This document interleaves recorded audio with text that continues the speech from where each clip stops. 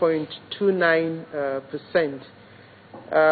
In terms of the volume of water impounded in our dams, the baseline was 12.9, and we gave ourselves a target percentage increase of 13.4, and we're able to attain 13.8. Health now. The high rate of maternal mortality and violence against women makes Nigeria one of the toughest places in the world to be born a girl.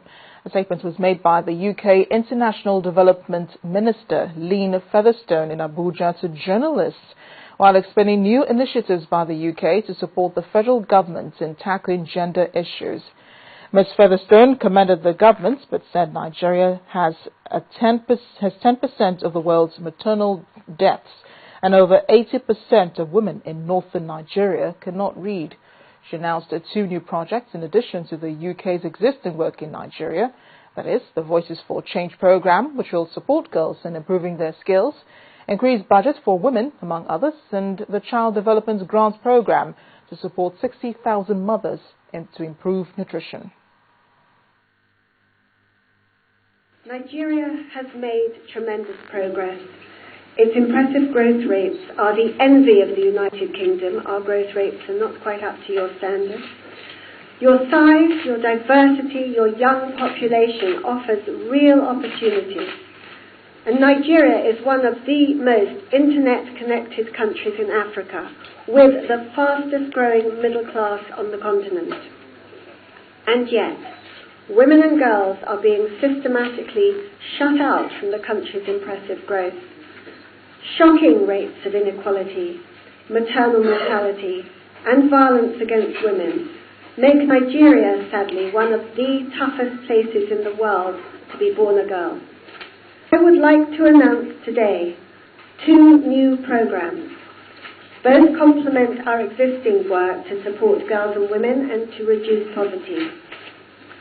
Firstly, the Voices for Change, V4C program, is a 5-year program to strengthen the enabling environment for gender equality. It's going to support 120,000 girls to improve their life skills. Meanwhile, as part of its drive to create investment and employment opportunities for youth in the region, the Niger Delta Development Commission is considering partnering with the British High Commission. According to the Commission's Managing Director, Dr. Christian Obo, the bilateral relationship will strengthen the activities of developmental partners towards addressing the problem of youth unemployment. Dr. Obo was playing host to the British High Commissioner to Nigeria, Mr. Huma Nuris, at the Commission's headquarters in Port Harcourt. It's not exactly a round table, as the NDDC Managing Director, along with his team, hosts the British High Commission's Compact delegation. The business of the day is how to positively engage the youths of the Niger Delta. People can have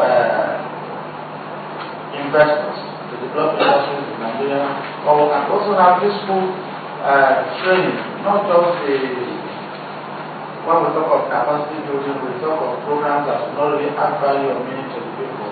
Programs that we, at the end of the day, will have this youth gainfully employ themselves, because we would agree that it's not possible for government to really engage all these youths.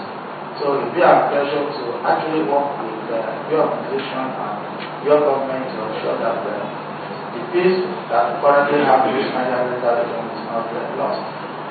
Development and sustaining peace in the region would be mutually beneficial to the Commission, local and British interests.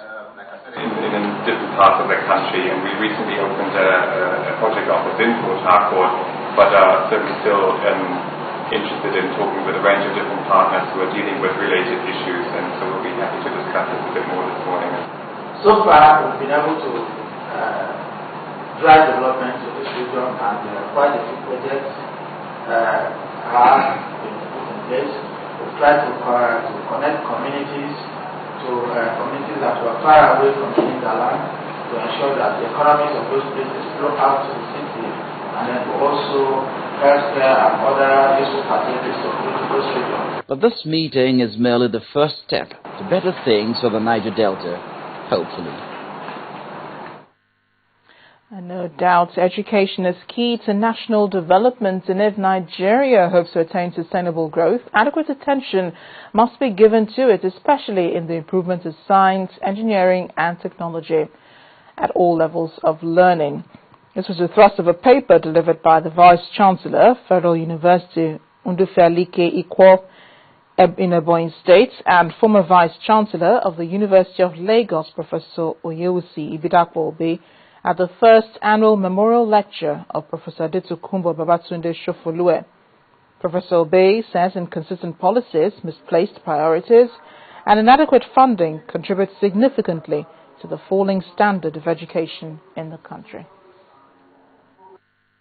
The usual excuse of government for the poor attention and low priority accorded to education has been to express fiscal inability to satisfy the demands of the sector vis-à-vis other competing interests such as health, such as infrastructure, and so on. However, to me, this is not tenable, since education itself underpins the progress within those secondary sectors.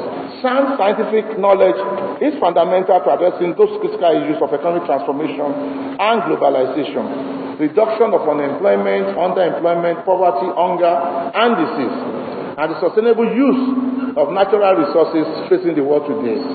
The world is changing at a rapid pace, driven by science and technology, and the challenge of integrating science and technology into development is getting increasingly complex.